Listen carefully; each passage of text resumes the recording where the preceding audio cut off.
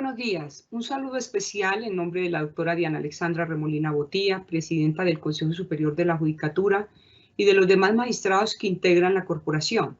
Bienvenidos a esta conferencia virtual denominada El Bioderecho, que hace parte del ciclo de capacitación en filosofía del derecho.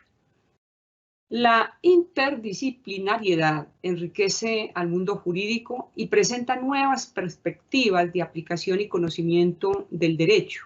Sin embargo, la confusión que existe frente a algunas de las categorías epistémicas en que se plasma el conocimiento dificulta o limita la aplicación de las interpretaciones de ciencias interdisciplinares como el bioderecho, que coadyuvan a la ciencia jurídica a progresar a la misma velocidad de las innovaciones globales.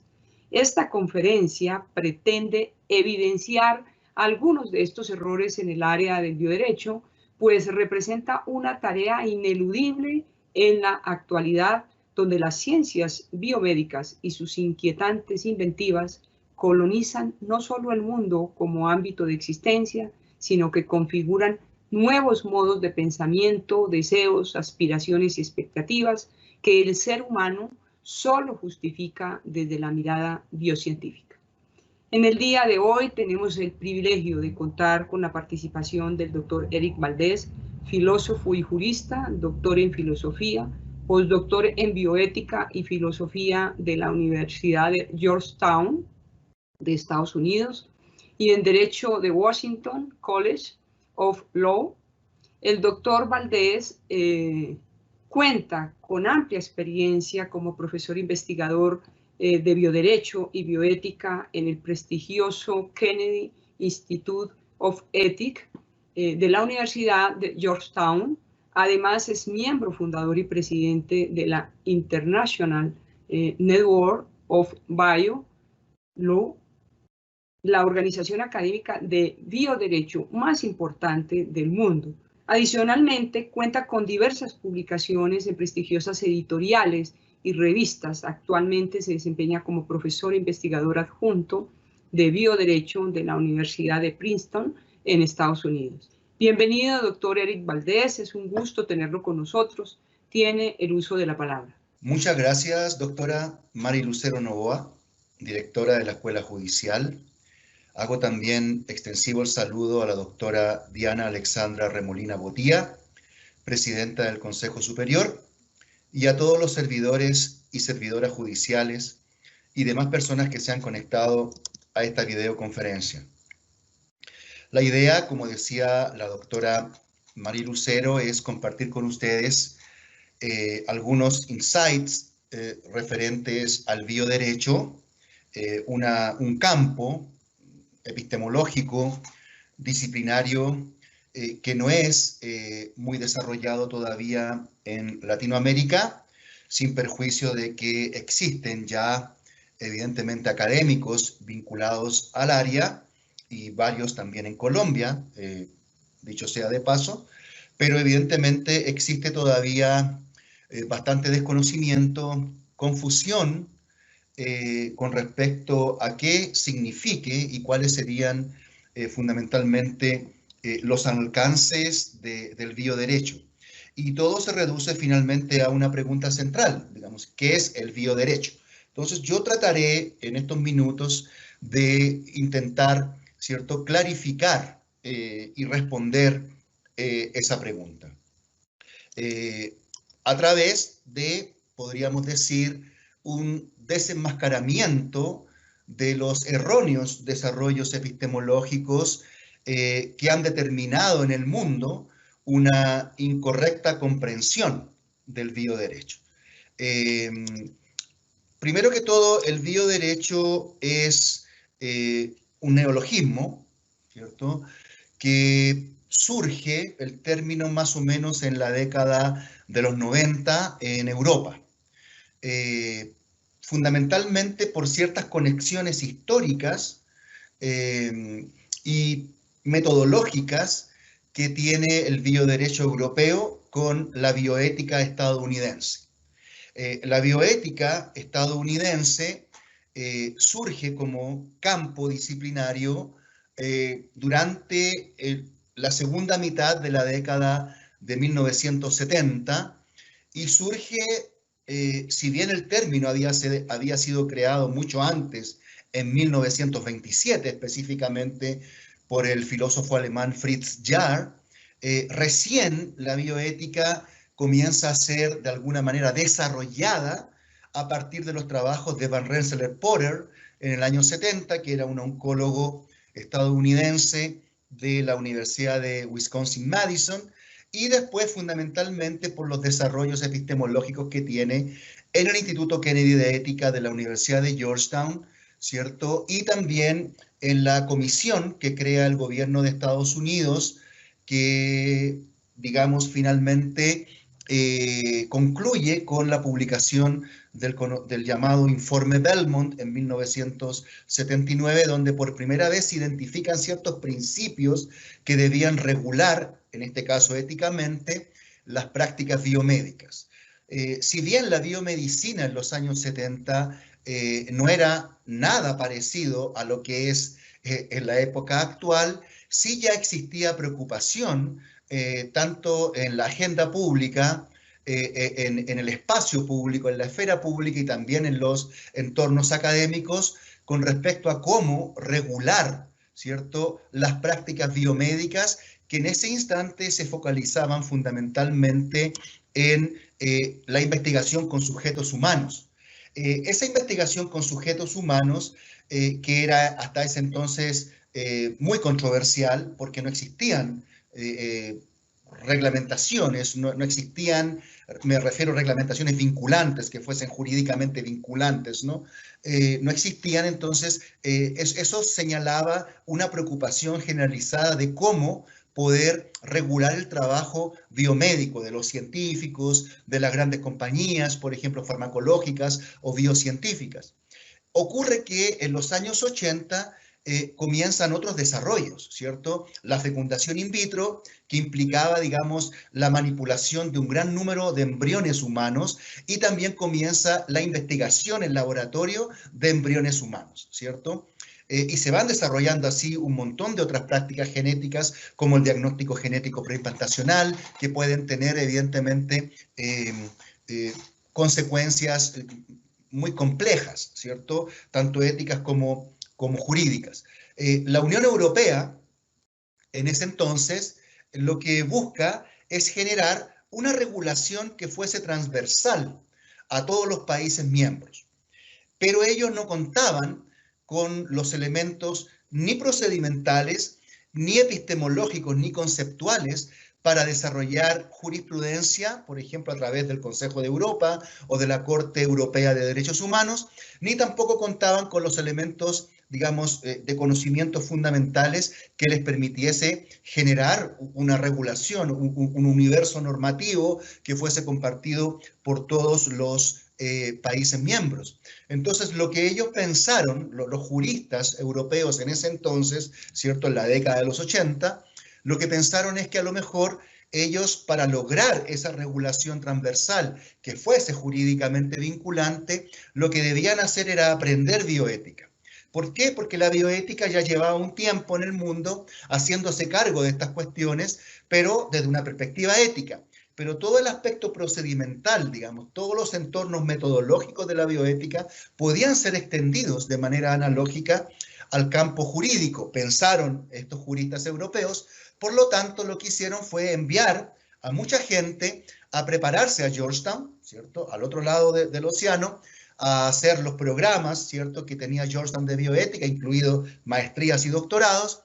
Y una vez que estos juristas se formaron en bioética, retornan a mediados de los 80 a Europa y comienzan, digamos, a asesorar y a integrar las comisiones, ¿cierto?, del Consejo de Europa, las comisiones, digamos, vinculadas a todo el derecho parlamentario europeo, a todo el derecho comunitario, y lo que ocurre es que el derecho que ellos comienzan a construir para intentar regular las prácticas biocientíficas de la época, que estaban reducidas fundamentalmente, como dije, a la experimentación con embriones humanos, toda la jurisprudencia, todos los instrumentos que ellos comienzan a crear, a evacuar, a construir, comienzan a colmarse de términos bioéticos. Entonces, se genera, por así decirlo, de alguna manera, algo así como un nuevo espacio jurídico, como una nueva atmósfera jurídica, como algo así como un nuevo derecho, dicen ellos, ¿cierto? Dicen, este no es el derecho tradicional. ¿Por qué? Porque obviamente estamos tratando de regular cosas que no están reguladas, que nunca antes el derecho se hizo cargo, porque evidentemente esto no existía. Entonces parece que se requieren evidentemente otras categorías, otros elementos, otro conocimiento para poder acceder a la comprensión más o menos perfecta de los alcances jurídicos que podrían tener las prácticas biogenéticas. Entonces, ese nuevo espacio jurídico, ellos lo denominaron en primera instancia derecho de las ciencias de la vida, ¿cierto? Este es un derecho, dijeron ellos, de las ciencias de la vida. Pero era un derecho que simplemente consistía, si lo analizamos de manera muy fría, ¿cierto? Y muy objetiva, consistía simplemente en el derecho tradicional apoyado por categorías bioéticas. Entonces, eso fue generando, ¿cierto?, este nuevo espacio jurídico que finalmente determinó dos cosas. Determinó que la jurisprudencia de la Corte Europea de Derechos Humanos y del Consejo de Europa fuera una jurisprudencia que estaba construida a partir de términos bioéticos y no de términos jurídicos. Y lo segundo que determinó es que surgiera, por así decirlo, este nuevo derecho que ya ha avanzado un tiempo. En la década de los 90, un jurista francés, digamos, iterando, ¿cierto?, lo que había ocurrido con la bioética en Estados Unidos en los 70, dijo, ¿por qué no llamamos a este nuevo derecho bioderecho? Así como, ¿cierto?, la bioética es bioética, ¿por qué no este nuevo derecho que se aplica a las ciencias de la vida? Vida en griego es bios, ¿por qué no lo llamamos, dijo, biodroit, o sea, en francés, bioderecho? Bueno, y ahí surge la palabra, por así decirlo, bioderecho, para señalar, para identificar, para referenciar este nuevo espacio jurídico que consistía, insisto, porque esto hay que tenerlo muy claro para comprender cómo es la evolución histórica de la disciplina, consistía simplemente en un derecho tradicional, porque no creaban nuevas instituciones jurídicas, no había nuevas categorías jurídicas, simplemente era un derecho tradicional, digamos, que estaba fundado, por así decirlo, semánticamente en categorías bioéticas, porque ellos dijeron, bueno, nosotros tenemos que asesorarnos de alguna disciplina que ya tenga experiencia en regular estas cuestiones, aunque no sean regulaciones legalmente vinculantes, aunque sean evidentemente simplemente regulaciones que apuntan a los ámbitos morales, a los ámbitos de la conciencia de los seres humanos, pero nosotros creemos que podemos extenderlo, ¿cierto?, al ámbito jurídico. Y ahí comienza recién, por así decirlo, la Academia Internacional a trabajar en lograr construir, podríamos decir, una epistemología para el bioderecho. O sea, recién en la década de los 90. Durante toda la década de los 90, el bioderecho es solo una palabra, un término, un neologismo. Y en distintos lugares de Europa, fundamentalmente, y también en Estados Unidos, algunos académicos comienzan a intentar construir, ¿cierto?, una epistemología para el bioderecho. Pero como ocurre que el bioderecho en rigor, tanto como término y como espacio jurídico, había surgido fundamentalmente desde un correlato histórico con la bioética estadounidense, todos estos esfuerzos epistemológicos que se desarrollaron tanto en Europa como en Estados Unidos, se desarrollaron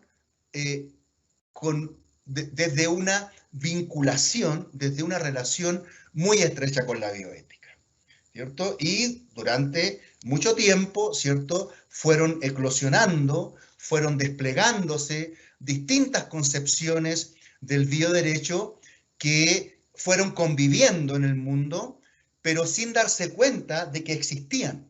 O sea, simplemente todos aquellos académicos y juristas que trabajaban ya en la década de los 90 en el tema del bioderecho se reconocían a sí mismos, ¿cierto?, como quienes tenían, por así decirlo, la última palabra sobre lo que el bioderecho podía ser, pero no reconocían que existían otras epistemologías, otras concepciones, otras teorías del bioderecho proliferando en otros lugares, ¿cierto? Por esa razón, la convivencia entre estas epistemologías fue muy pacífica, porque nunca se reconocieron entre sí. Durante mucho tiempo yo trabajé en identificar estas concepciones, ¿cierto? Distinguirlas epistemológica y metodológicamente entre ellas, y finalmente yo publiqué un texto el año 2015, donde presento, por así decirlo, al mundo académico 4 concepciones del bioderecho que se habían desarrollado paralelamente y con desconocimiento unas de otras desde los años 90. Una vez se publica el texto, la Academia Internacional recibe el texto, diríamos con beneplácito, acepta efectivamente que esas 4 concepciones son las que se habían desarrollado hasta el momento, pero que esas 4 concepciones, como yo lo indicaba y como yo lo criticaba en el texto, tenían muchas fisuras, tanto epistemológicas como procedimentales. Esas 4 concepciones que yo identifico en 2015 y que ya se han, digamos, legitimado en el mundo académico, yo les coloqué un nombre dependiendo del lugar geográfico, más o menos donde se fueron desarrollando y donde se fueron aceptando, ¿cierto?, por los juristas. Y yo determiné que esas 4 concepciones, pese a las diferencias evidentemente naturales que tienen desde el punto de vista conceptual, incluso desde el punto de vista ideológico, que es natural, coinciden en un elemento fundamental. Esas 4 concepciones fueron construidas planteando a priori como un axioma que el bioderecho tiene una relación intrínseca con la bioética, lo cual es un gravísimo error, ¿cierto? Pero esas 4 concepciones fueron construidas concibiendo el bioderecho desde una relación muy estrecha con la bioética.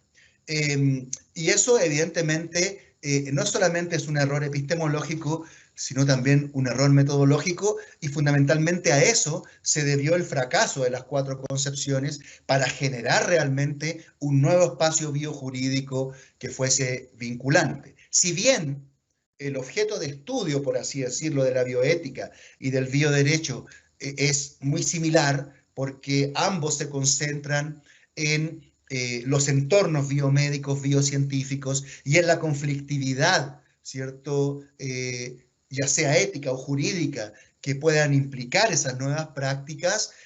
La bioética simplemente es un espacio epistemológico que busca construir modelos deliberativos, o sea, vale decir, enfoques de razonamiento, ¿cierto?, para pensar y eventualmente resolver conflictos morales que se presentan en las atmósferas biocientíficas. O sea, si es posible, por ejemplo, y plausible moralmente que nosotros apliquemos el diagnóstico genético preimplantacional para producir, por ejemplo, embriones humanos con discapacidades, como ocurre en el mundo desde el año 2002.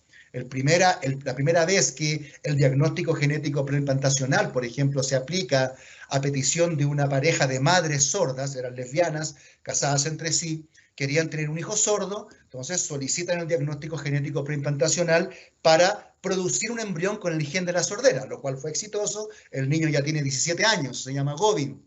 Es el primer niño sordo nacido en el mundo producto de que sus madres, en este caso, solicitaron un procedimiento genético para producirlo como un embrión con el gen de la sordera. Después de eso, parejas de enanos hicieron lo mismo para tener hijos enanos, más parejas de sordos y parejas, incluso algunas parejas de ciegos, para tener hijos ciegos igual que ellos, ¿cierto? Entonces, esa es solamente una aplicación relativamente perturbadora de las prácticas genéticas que se da actualmente. Tenemos también la edición genética.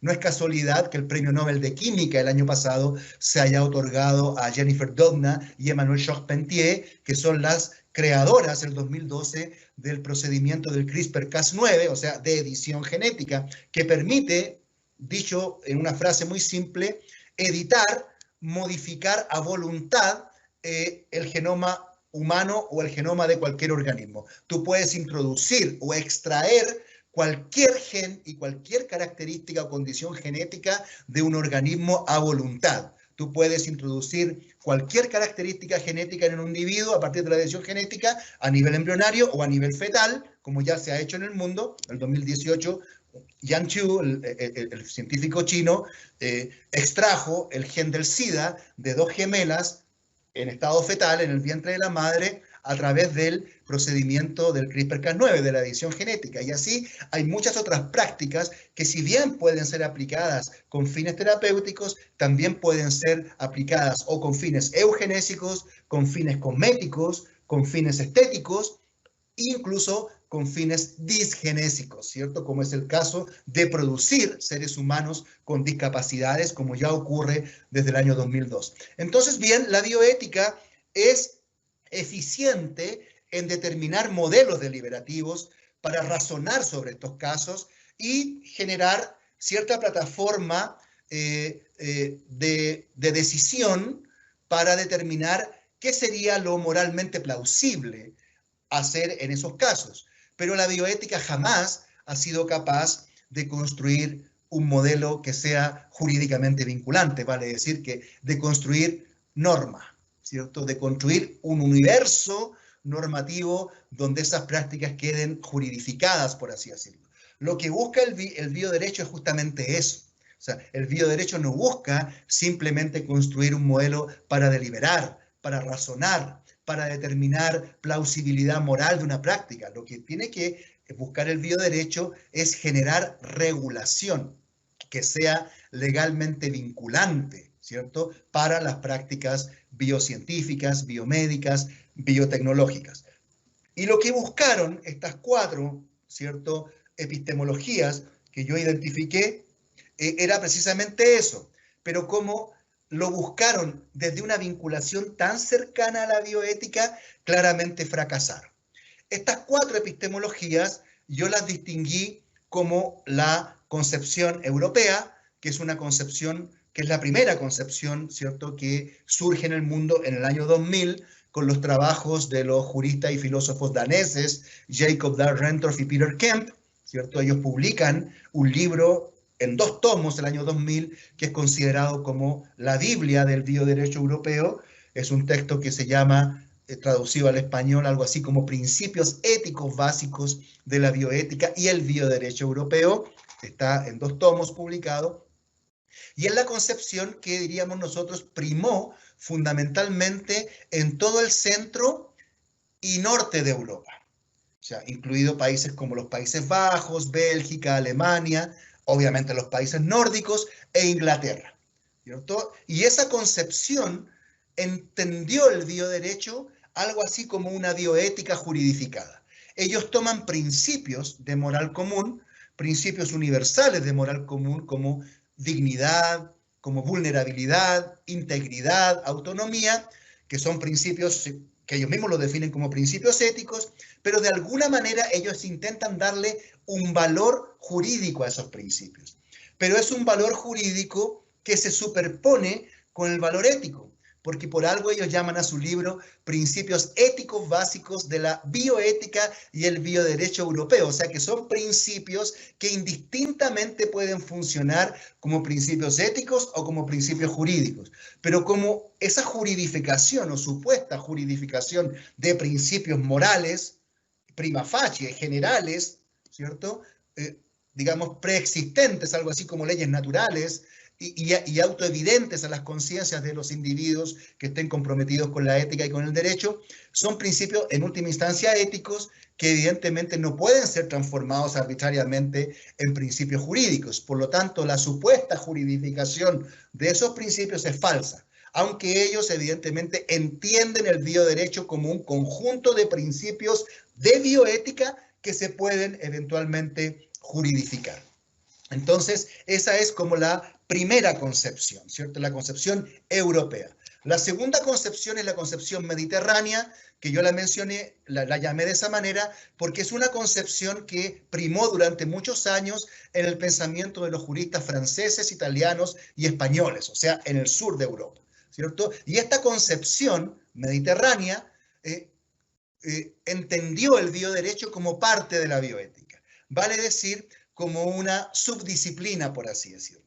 Ellos dijeron, el bioderecho no es una disciplina autónoma, es simplemente una subdisciplina de la bioética, es un instrumento de evolución de la bioética, y lo que hace el bioderecho es como hacerse cargo de la extensión jurídica de problemas bioéticos, pero siempre dentro de la bioética. Entonces, evidentemente, eso provocó una suplantación y una superposición de planos normativos que era completamente nociva para el bioderecho e impidió también que el bioderecho se consolidara como una rama del derecho y también como una disciplina que fuese legalmente vinculante. Por lo tanto, también, ¿cierto?, fracasa esa concepción.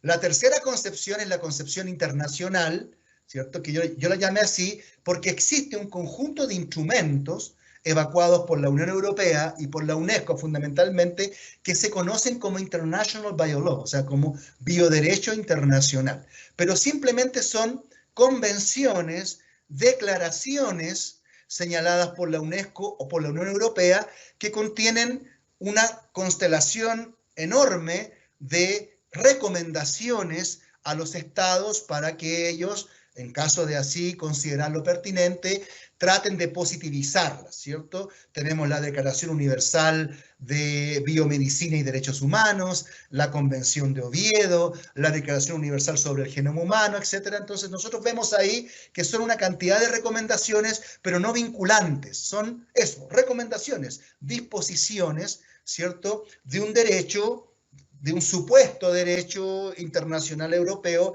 pero que no pasa de ser un soft law, o sea, un derecho blando, porque no tiene efectos, ¿cierto?, legalmente vinculantes. Entonces, toda esa constelación de instrumentos, esa constelación de recomendaciones, ¿cierto?, que se fueron de alguna manera construyendo a partir del trabajo de la Unión Europea, del Consejo de Europa y de la UNESCO, se conoce como bioderecho internacional, y por eso yo lo llamé la concepción internacional del bioderecho. Y que coinciden todos estos instrumentos en dos cosas: los principios que subyacen, por así decirlo, las recomendaciones, en todas las declaraciones son los mismos. O sea, hay tautología, digamos, en estas recomendaciones, porque son todas prácticamente iguales, se basan en los mismos principios.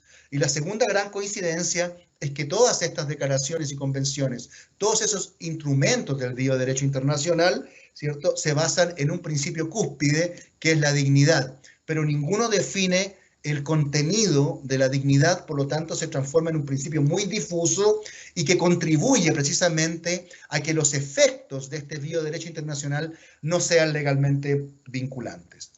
Y la cuarta concepción que yo identifiqué es la concepción American Conception, bueno, o en español, la concepción estadounidense, que es el bioderecho que surge en Estados Unidos.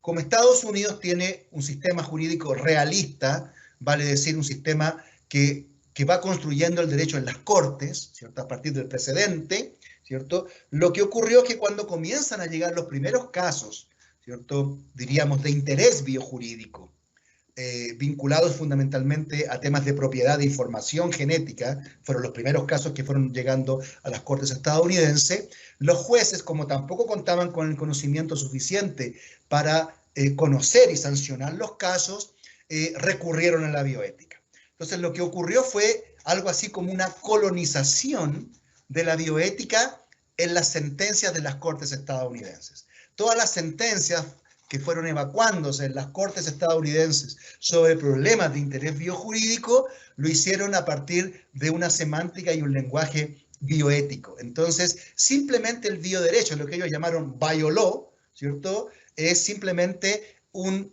derecho tradicional, jurisprudencial de precedente, apoyado por nomenclaturas, por categorías y por semántica bioética. Pero tampoco tuvo, digamos, un efecto vinculante importante, fundamentalmente por lo poco sistemática que fue, por así decirlo, el desarrollo de este nuevo campo que ellos llamaron biolaw. Incluso en muchos casos en Estados Unidos, ¿cierto? Muchos colegas todavía al bioderecho, en vez de decirle biolaw, lo llaman bioethics and law, o sea, como bioética y derecho, como que eso fuese una sola disciplina. Entonces, como ustedes pueden ver en esta muy sinóptica explicación que estoy yo dando, por razones de tiempo, obviamente, pero ya podrán ustedes preguntar si así lo desean, estas 4 concepciones surgen vinculadas directamente con la bioética, apoyadas, incluso fundadas en la bioética. Y esa es una de las grandes razones por las cuales ninguna de ellas logró construir un verdadero bioderecho, o sea, un, digamos, bioderecho que fuese legalmente vinculante. Entonces nosotros llegamos a la pregunta, bueno, entonces, si ya tenemos más o menos claro cómo fueron los desarrollos del bioderecho y si eventualmente hemos podido demostrar que parece que hay errores epistemológicos y metodológicos en las concepciones, diríamos, tradicionales, históricas del bioderecho, bueno, ¿qué es entonces el bioderecho o qué debe ser el bioderecho, a qué debe aspirar? Bueno, para responder esa pregunta, lo primero que hay que decir es qué no es el bioderecho. O sea, antes de decir qué es, hay que decir qué no es, ¿cierto? Y lo primero que hay que señalar es que el bioderecho no es bioética, porque hay mucha confusión todavía. La bioética ya ha estado, ¿cierto?, en el mundo hace bastante tiempo, por lo tanto mucha gente cuando habla de bioderecho cree que es la bioética, que es lo mismo y se confunde, incluso en muchos casos, ¿cierto?, algunas conferencias que yo he dado para Latinoamérica y donde me han presentado diciendo que mi conferencia va a ser sobre bioética, porque de alguna manera queda como plasmado en las mentes de las personas que bioderecho es lo mismo que bioética. Entonces es fundamental aclarar que bioderecho no es bioética, y por varias razones.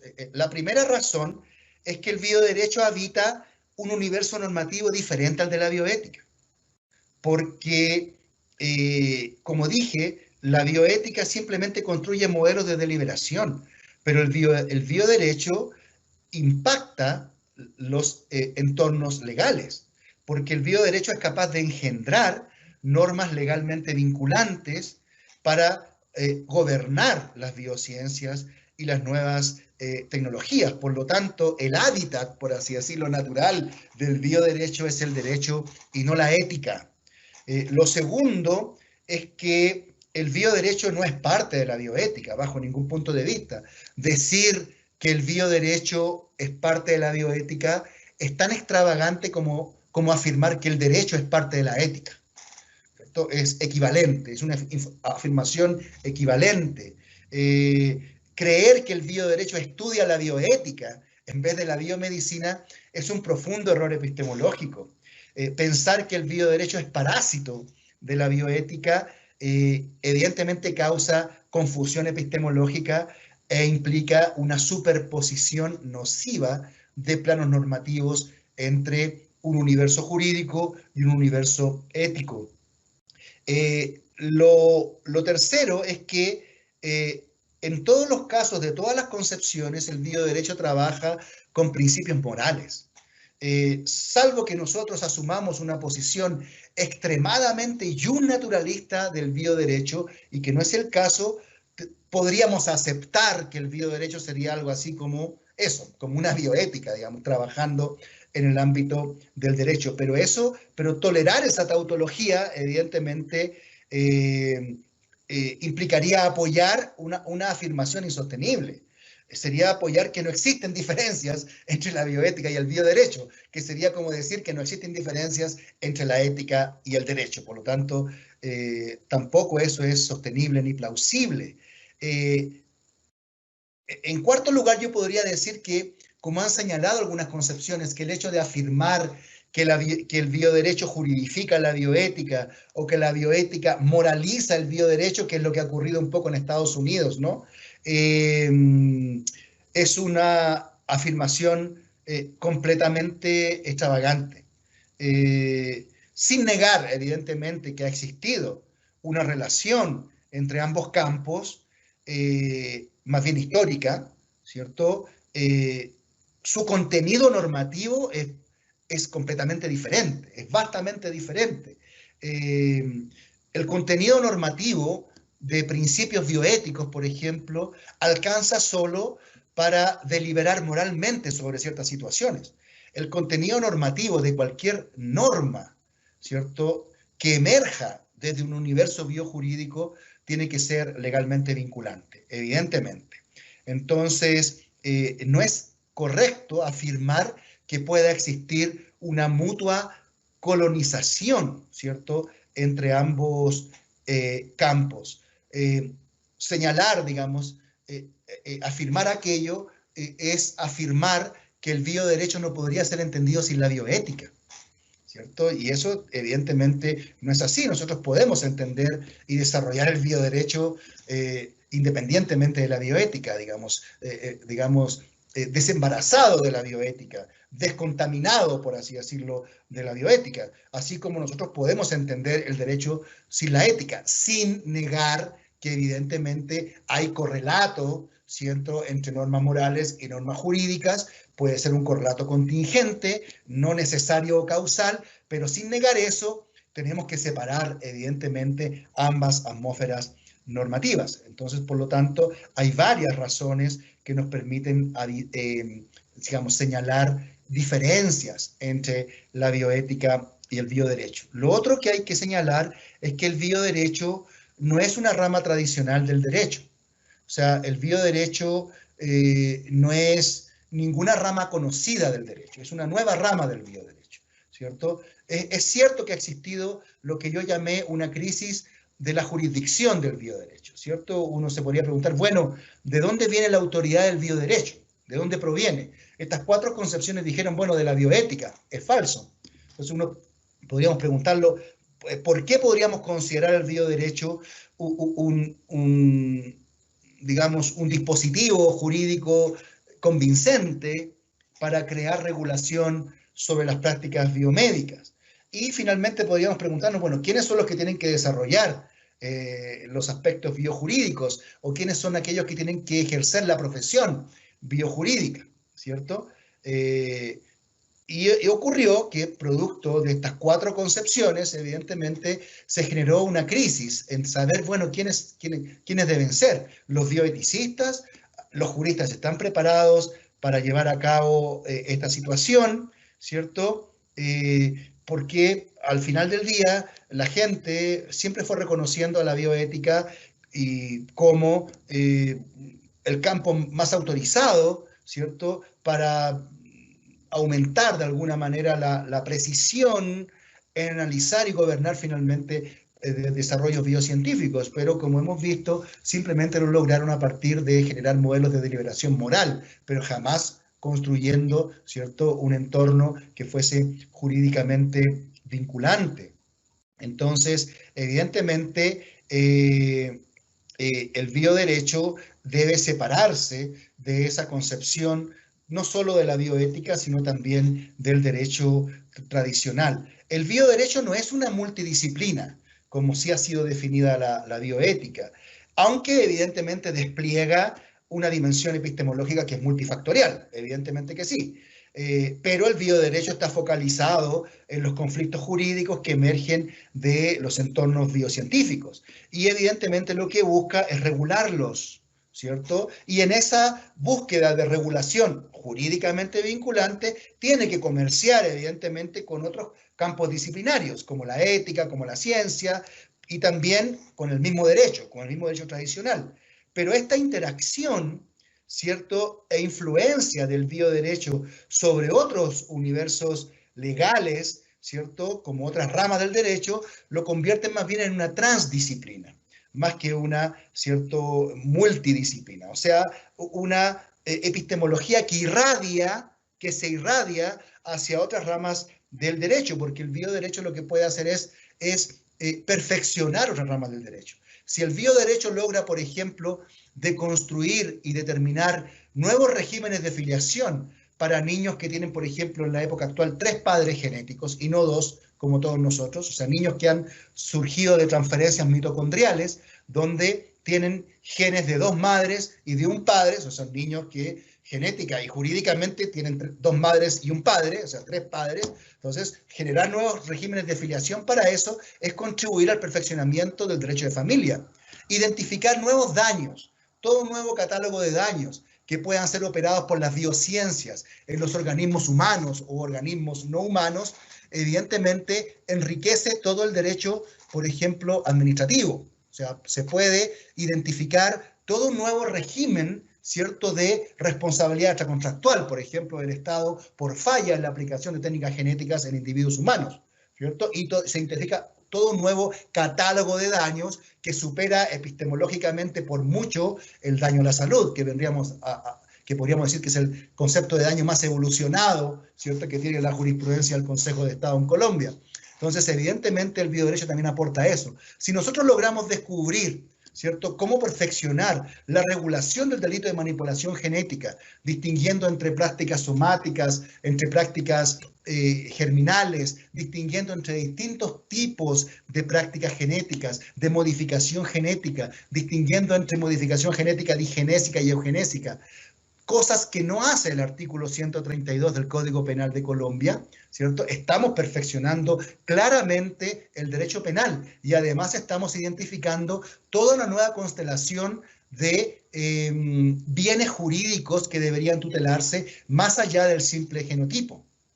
Si nosotros además identificamos todo un nuevo catálogo de nuevos derechos subjetivos individuales que deberían tener rango constitucional, como por ejemplo derecho a la integridad genética, derecho a la diversidad genética, derecho a la propiedad de la información genética, que son derechos que no están catalogados constitucionalmente, estamos enriqueciendo el derecho constitucional. Por lo tanto, evidentemente, el derecho, ¿cierto?, el bioderecho, perdón, constituye una nueva epistemología jurídica, constituye además un nuevo modelo, ¿cierto?, hermenéutico de interpretación del fenómeno biojurídico, una nueva aproximación también al fenómeno biojurídico y una nueva rama del derecho, evidentemente.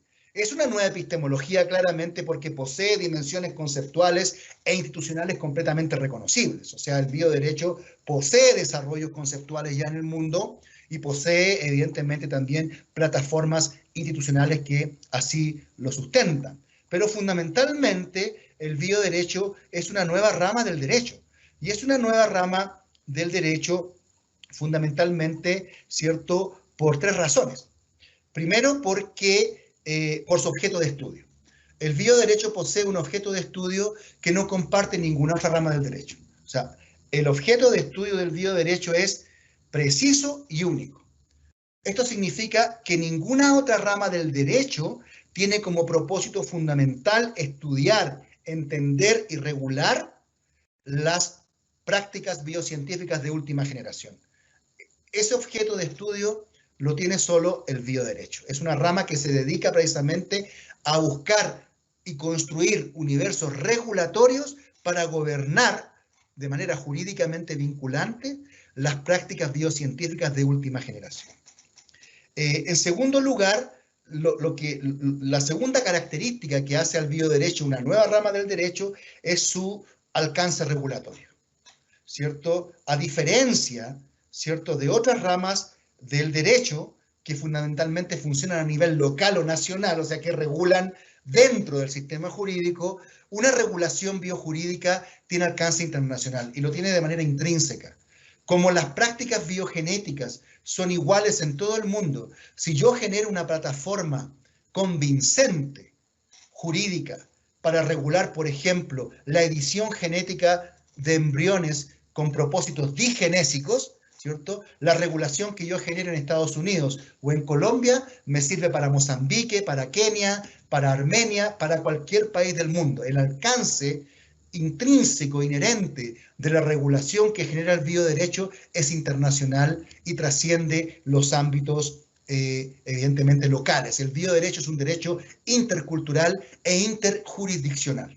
Y la tercera característica que lo hace ser una nueva rama del bioderecho es su rango epistemológico. O sea, el bioderecho es capaz de enriquecer epistemológicamente y procedimentalmente otras ramas del derecho, como ya lo señalé, ¿cierto?, en los ejemplos que di anteriormente de cómo podía aportar, ¿cierto?, a la renovación categorial del derecho de familia, del derecho administrativo público, del derecho penal y del derecho constitucional, ¿cierto? Entonces, el bioderecho claramente es una nueva epistemología jurídica, un nuevo enfoque hermenéutico con nuevas categorías interpretativas de los alcances jurídicos de las prácticas biocientíficas de última generación y evidentemente es claramente una nueva rama del derecho con objeto de estudio propio, con un alcance interjurisdiccional regulatorio y con una densidad y rango normativo muy superior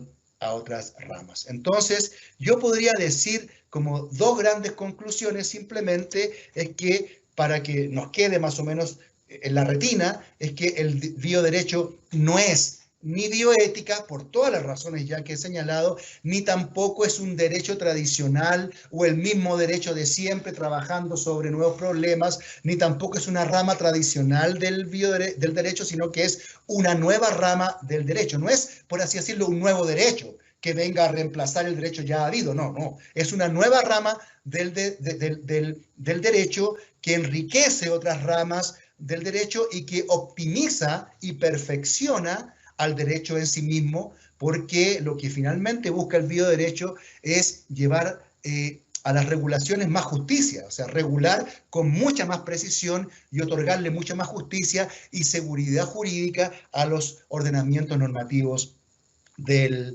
mundo. Eso podría decir, doctora Mari Lucero. Muchas gracias.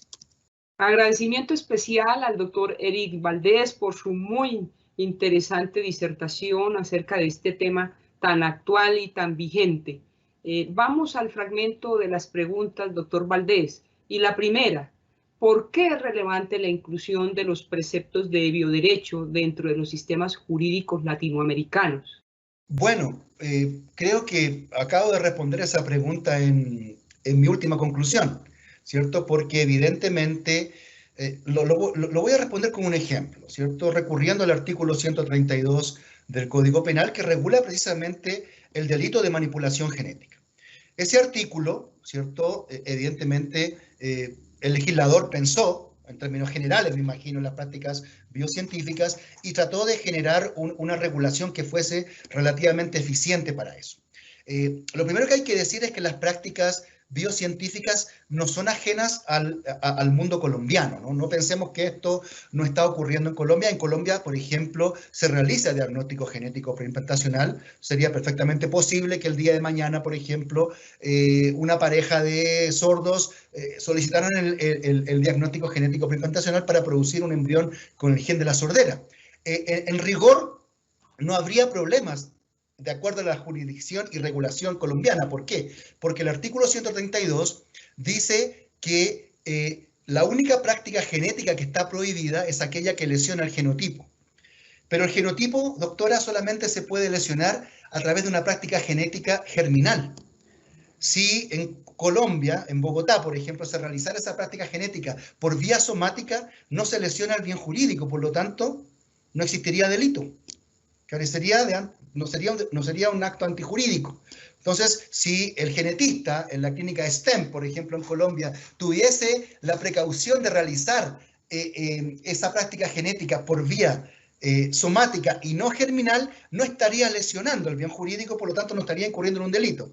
Además existe jurisprudencia de la Corte Constitucional, ¿cierto? Una del 2013 y otra del 2017, dos sentencias donde ellos señalan que la discapacidad en rigor no existe, sino que simplemente es diversidad funcional, ¿cierto? Entonces, lo que entendería, ¿cierto? La jurisdicción colombiana, de acuerdo también a esas dos sentencias de la Corte Constitucional, es que cuando una pareja solicita un hijo sordo, lo que está solicitando no es un hijo discapacitado, sino simplemente funcionalmente diverso, con lo cual desaparece el componente dañoso de la práctica y tampoco hay lesión de bien jurídico. Entonces, es necesario el bioderecho para otorgar más precisión y seguridad jurídica a la regulación de prácticas biocientíficas en Latinoamérica. Y cuando usted le otorga más precisión y más seguridad, otorga más justicia, porque usted está realmente regulando el delito preciso que se configura con esa práctica y no cualquier otro.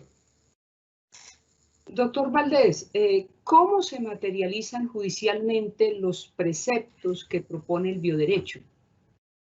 Bueno, lo que yo propongo y hemos propuesto es que se materialicen primero desde una, podríamos decir, recepción constitucional. O sea, a eso lo llamo yo la constitucionalización del bioderecho. El bioderecho tiene que ser, digamos, no necesariamente los principios, ¿no? O sea, se podrían, digamos, evidentemente. En Europa ha ocurrido que varias constituciones europeas han integrado principios biojurídicos a sus constituciones. Y eso es una forma de integrarlo, porque esos principios después irradian todo el ordenamiento jurídico de esos países y se positivizan. Y eso es una forma, digamos, creo yo que es la forma procedimental más pura, más perfecta de integrar el bioderecho de manera positiva a los ordenamientos jurídicos. Pero también se puede hacer no solamente a partir de la recepción de principios, sino a partir de la identificación de nuevos derechos subjetivos individuales que yo he llamado bioderechos, para distinguirlos de los derechos subjetivos individuales tradicionales. Estos bioderechos también tendrían que ser integrados constitucionalmente. Como señalé en la charla, por ejemplo, existe un derecho a la autonomía individual, pero no existe, por ejemplo, un derecho a la autodeterminación genética, que la proteja a usted de la posibilidad de que sin su consentimiento, como en el caso de estos niños, sus padres digan yo quiero un niño sordo, un niño enano, un niño digamos, ciego. Entonces, evidentemente, es decir, bueno, hay un derecho a una autodeterminación genética, hay derecho a la propiedad de mi información genética. Se han dado muchos casos de uso malicioso de propiedad de información genética para crear, por ejemplo, remedios para leucemia o tricoleucemia sin el consentimiento de las personas de las cuales se obtuvo esa información, ¿cierto? Entonces, evidentemente, existen esas vías, pero yo creo que las vías más precisas, evidentemente, ya sea a partir de derechos o de principios, para positivizar e integrar el bioderecho y sus preceptos en los ordenamientos jurídicos, es la vía constitucional. Muy bien, doctor Eric. ¿Cuál es el alcance del bioderecho en términos de derecho indemnizatorio? Bueno, claro que sí, existen ya. Nosotros hemos creado categorías. Yo hablé de crear instituciones, nuevas instituciones jurídicas, ¿no? Hemos creado instituciones jurídicas que llamamos el wrongful birth y el wrongful life, que significa como nacimiento equivocado, literalmente, pero en inglés tiene como otra acepción, y vida equivocada, que da la posibilidad de que los niños, por ejemplo, que son manipulados en su pasado embrionario, puedan demandar a sus padres una vez que cumplen, en Estados Unidos, 12 años. ¿Cierto? Y hay varios precedentes de niños que han demandado a sus padres por haberlos manipulado cuando eran embriones para que nacieran con ciertas características, ¿cierto? Que los padres deseaban, o incluso para que nacieran para ser donantes eternos de hermanos mayores de ellos que estaban enfermos de enfermedades genéticas. Incluso hay una película que se llama My Sister's Keeper en Estados Unidos, donde relata el primer caso de la niña de 12 años que demanda a sus padres por haberla creado solo para que fuera donante de su hermana que tenía anemia de Fanconi. Entonces la niña llevaba 12 años vinculada a los hospitales porque le sacaban plaquetas, le sacaban médula espinal para que así pudiese su hermana seguir viviendo. Pero ella fue creada por sus padres con ese propósito.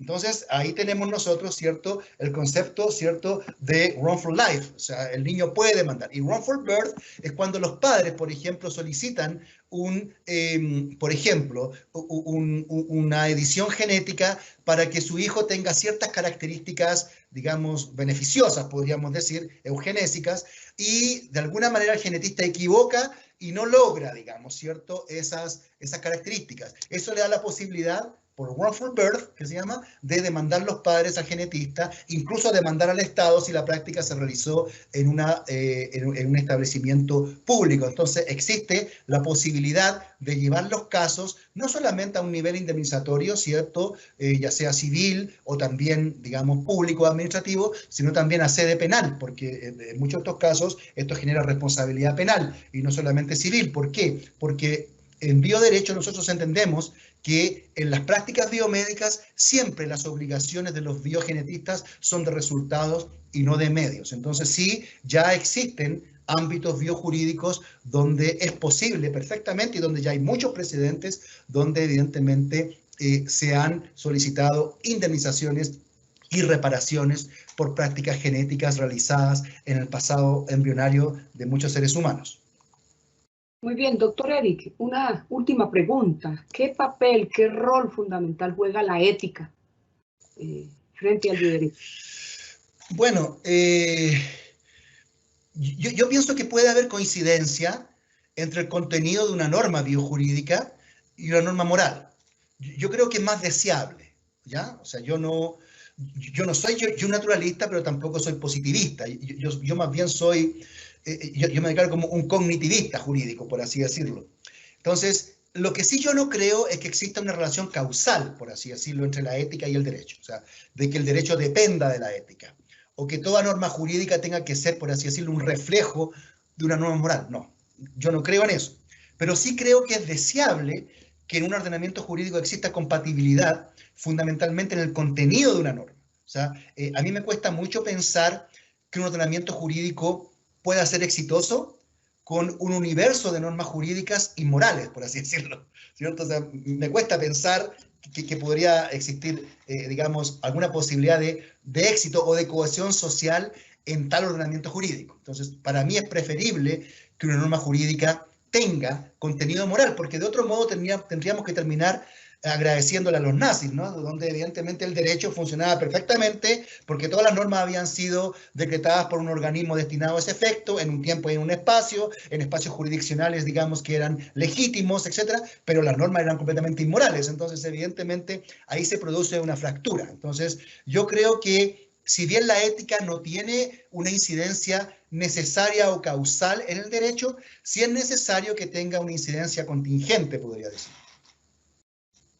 Nuestro agradecimiento especial al doctor Eric Valdés por su generosidad y tomar de su tiempo para acompañarnos en esta mañana y explicarnos esta importante temática que cada día toma más fuerza en el mundo del derecho, que no puede desconocer los grandes aportes interdisciplinarios que provienen de otras áreas diferentes al derecho, pues es desde y con ellas que se enriquece el mundo jurídico.